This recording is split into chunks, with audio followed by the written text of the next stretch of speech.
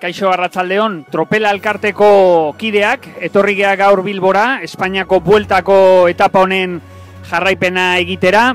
Gogoratu, 33 urte direla Espainiako bueltan Euskal Autonomi elkartean sartzen ez dela, eta gaur etapa erabakigarria dugu. Hemen Bilbon bukatuko dana, El Vivero mendate hori igoko dute helmugatik 17 kilometrora, leia eguraldia bezala dago, gori-gorian, 13 segundu baino ez daude Kobo eta Fromen artean, eta guk hori bakarrik ez, Euskal txirrindularien lana gertutik jarraitu nahi dugu, izan ere, batzuk oraindik gelditzen dira leian, 17 zehazki, eta ea haietakoren batek poza ematen digun gaur.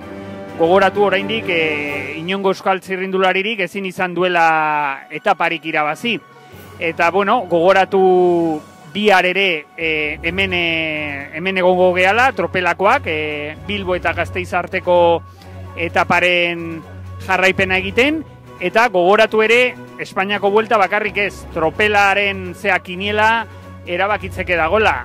Azken etapak daude, azken sailkapena, beraz, puntuak garrantzitsuak direla, gaur eta igande artean banatuko direnak, beraz, adi jarraitu lasterketa, eta Twitter bidez egingo dugu etapa honen jarraipena, eta zuen dudak, zalantzak edo iruzkinak gustora asko hartuko ditugu.